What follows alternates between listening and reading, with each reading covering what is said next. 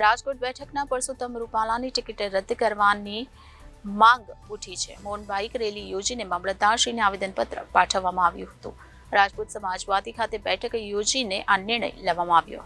ચોટીલા ખાતે રાજપૂત સમાજની વાડીએ શહેરના બહોળી સંખ્યામાં ક્ષત્રિય રાજપૂત સમાજના આગેવાનોની એક બેઠક યોજવામાં આવી હતી, જેમાં રાજકોટ બેઠક પરથી ભાજપ તરફથી ચૂંટણી લડી રહેલ પરસોત્તમ રૂપાલા દ્વારા રાજપૂત સમાજ વિશે વાણીવિલાસ કરવામાં આવતા સમગ્ર સૌરાષ્ટ્ર સહિત અનેક સ્થળો પર રાજપૂત સમાજ દ્વારા પરસોત્તમ રૂપાલાનો વિરોધ વ્યક્ત કરવામાં આવ્યો છે. ત્યારે આજે ચોટીલા ક્ષત્રિય રાજપૂત સમાજ દ્વારા બેઠક યોજવામાં આવતા મૌન બાઇક રેલી યોજીને ચોટીલા મામલતદાર કચેરી ખાતે મામલતદારને આવેદનપત્ર પાઠવવામાં આવ્યું હતું. પ્રશ્ન હોય ત્યારે બીજી દરેક બાબતો ગૌણ બની જતી હોય છે.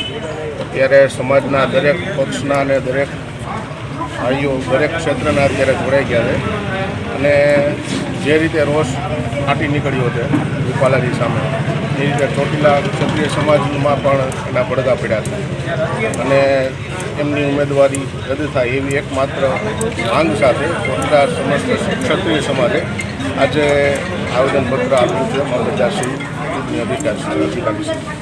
આપના આવનારા કાર્યક્રમો શું રહેશે? હવે જોઈએ ક્ષત્રિય સમાજનું ગુજરાત રાજ્ય લેવલે જે રીતે સંકલન સમિતિનું આયોજન હશે, એ લોકોના જેવા દિશા નિર્દેશ હશે એ પ્રમાણે અમે આગળ વધીશું.